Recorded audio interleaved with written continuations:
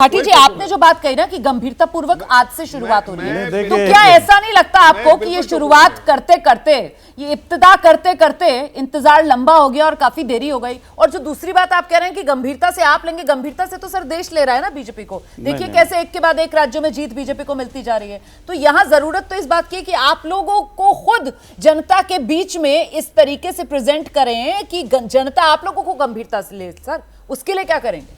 नहीं, मैं एक वाक और बोल के फिर आपकी बात का जवाब देता हूँ कि एक वाक मेरा रह गया था कि अभी मैं रविशंकर प्रसाद जी को भी सुन रहा था, अभी आपने उनकी बाइट चलाई, और जफर भाई को भी सुन रहा था। भारतीय जनता पार्टी के नेताओं और प्रवक्ताओं के वाणी में जो अहंकार झलकता है, वो कह रहे थे इन्हें पता है इन्हें विपक्ष में बैठना है। जफर भाई भी कह रहे हैं किसी की 10 सीट किसी की 5 सीट, ये आपस में लड़ेंगे, कुछ नहीं होगा। अब आपके सवाल का जवाब देता हूं। अब तक भारतीय जनता पार्टी इसलिए हार रही है कि जो विपक्ष में पार्टियां हैं उनका वोट बैंक बिखरा हुआ, जीत रही है। सॉरी, वो इसलिए जीत रही थी, हम इसलिए हार रहे थे कि हम बिखरे हुए थे। हमारा वोट बैंक देखिए, इन्हें 35% वोट मिला, 65% वोट इनके खिलाफ पड़ा। हमारी पहली चुनौती है कि हमें वो 65% वोट एक जगह इकट्ठा करना है। जिस दिन इकट्ठा हो जाएगा भारतीय जनता पार्टी की हार तय है, और ये होगा। आप देखिए, अभी आपको बहुत जल्दी ये एहसास होने लगेगा, देश के नागरिकों को, देश की जनता को, देश के मीडिया को, कि इंडिया अलायंस बहुत मजबूती के साथ एकजुट हो गया है। लेकिन भाटी साहब, एक छोटा सा सवाल है मेरा, मुझे लगता है बाकी मेहमान सब इंतजार कर रहे होंगे, पर मैं बिना ये सवाल पूछे आपसे खुद को रोक नहीं पा रही हूँ। वो ये कि साहब, वो कहते हैं ना, दूध का जला जो होता है वो तो छाछ को भी फूंक फूंक कर पीता है। और यहाँ ये 65% वोट शेयर हासिल करने का जो आप सपना देख रहे हैं, और सपना मैं इसलिए कह रही हूँ सर क्योंकि 2019 एसपी बीएसपी का साथ आना, और साथ आने के बावजूद भी वो वोट परसेंटेज जो है वो आप लोग अपना बढ़ा नहीं पाए, और बीजेपी को आप लोग रोक नहीं पाए उस रूप में जिस तरीके से चाहते थे। नहीं, निश्चित तौर पर दोनों आपकी बातें सही है, और मैं इसका कतई बुरा नहीं मानूंगा। आपने कहा सपना देख रहे हो, अभी तो ये सपना ही है। हाँ। लेकिन हम इस सपने को साकार करेंगे, हम इस सपने पर गंभीरतापूर्वक आगे बढ़ेंगे। जहां तक 19 का सवाल है, एसपी बीएसपी के साथ आने पर भारतीय जनता पार्टी डाउन तो हुई थी, भारतीय जनता पार्टी वोट तो कम हुई थी, और बहुत सीटें ऐसी थी जो वहाँ कम मार्जिन से हारे थे। तो निश्चित तौर पर अब आगे और बढ़े हैं, और भी पार्टियां जुड़ी हैं, और मुद्दे बदले हैं। इन 5 सालों में देश की जनता को मोदी जी ने बहुत निराश किया है, केंद्र सरकार ने बहुत निराश किया है। कई चीज़ें ऐसी हुई हैं जिनसे लोग अब समझने लगे हैं कि अब मोदी जी से नहीं हो पाएगा। नहीं सर, अब ये तो आपका नजरिया हो सकता है ना, क्योंकि हमारे सामने तो जो पैमाना है मैं वो तो अभी अपना ही तो नजरिया रखूंगा। हिंदी हार्टलैंड के जो 3 राज्य हैं, और वहां तो ऐसा नहीं लग रहा है कि मोदी जी से किसी तरीके की निराशा है, क्योंकि वहां उन राज्यों के अंदर तो चेहरा सामने अगर किसी का था तो वो प्रधानमंत्री नरेंद्र मोदी का था, नीतियां किसी के सामने थी तो वो प्रधानमंत्री नरेंद्र मोदी के सामने थी, और जीत जिसको मिली हिंदी हार्टलैंड के राज्यों में बंपर, वो बीजेपी को मिली। ऐसे में बृजमोहन श्रीवास्तव जी, वो जो सपना विपक्ष की तरफ से देखा जा रहा है इंडिया गठबंधन के जरिए, आपको क्या लगता है? आपको कितनी उम्मीद है इस सपने से, या फिर आपको लगता है कि नहीं ये सपना सिर्फ हवा हवाई? बृजमोहन जी।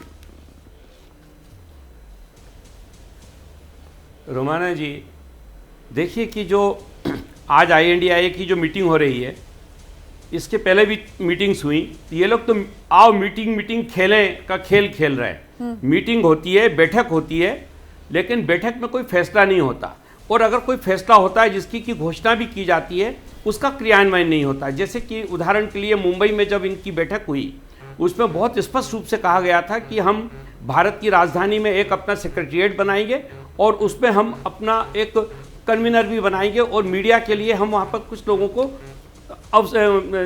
जिम्मेदारी देंगे। आज तक सेक्रेटरिएट नहीं बना, किसी को नहीं मालूम वो सेक्रेटरिएट कहाँ है। तो ये जो बीजेपी की ये जो स्थिति है अभी, जो INDIA की जो स्थिति है बीजेपी के मुकाबले या NDA के मुकाबले, उसको जब हम तुलना करते तो लगता है कि वाकई इनके पास तो कोई प्रोग्राम ही नहीं है। फिर बात आती है नेतृत्व की, ना तो इनके पास नेतृत्व का कोई मुद्दा सामने है, ना ये देश को कोई ऐसा प्रोग्राम दे पा रहे हैं जिससे आम मतदाता को ऐसा लगे कि सचमुच ये लोग एक जिम्मेदारी के साथ विपक्ष की भूमिका निभाना चाहते हैं। अब आप देखिए, जब वोट शेयरिंग की बात आती है, तो अभी 2019 के चुनाव में NDA की 224 सीटें ऐसी थी जहां पर कि 50% से ज़्यादा मतों से NDA के उम्मीदवार जीते थे। अब ऐसी स्थिति में आज अभी इनके पास ना तो कॉमन मिनिमम प्रोग्राम की कोई जानकारी मिल पा रही है, ना ही सीटों का कोई बंटवारा हो पा रहा है। आज भी बैठकर बात करने वाले हैं। मेरा कहना यह कि ये ये देश के लोकतंत्र के लिए बहुत ही खतरनाक मुद्दा है। ठीक। अगर देश के अंदर विपक्ष मजबूत नहीं होगा, जिसकी बात आदरणीय प्रधानमंत्री जी ने पार्लियामेंट में कहा है कि हमको एक मजबूत विपक्ष चाहिए, वहां पर ये INDI ये पूरी तौर से अपने आप को विफल साबित कर रहा है। लोकतंत्र को सबसे ज्यादा नुकसान पहुंचाने का काम इस समय मेरी निगाह में INDI ये कर रहा है, और इस पे हम सब लोगों को बहुत गंभीरता से सोचना पड़ेगा। नहीं सर, ये तो आपने बिल्कुल सही बात की कि लोकतंत्र के लिए विपक्ष का मजबूत होना बहुत जरूरी है, लोकतंत्र के लिए हितकारी है। लेकिन आप देखिए ना किस तरीके से एक के बाद एक विपक्षी जो सांसद हैं उनके निलंबन का सिलसिला वो भी संसद में थमने का नाम नहीं ले रहा है। जैसे ही घड़ी का काटा दोपहर 2:30 पे आए, बबीता जी का दिल सास बहू साजिश के लिए मचल जाए। और ये है इनकी बहू, पूरे दिन ऑफिस की टेंशन हो जाए गॉन जब ये करें अपना फेवरेट शो फ्री टाइम पे ऑन। इनकी तरह आप भी देखिए अपना फेवरेट शो अपने टाइम पर और डाउनलोड कीजिए ABP लाइव ऐप अपने स्मार्ट टीवी पर।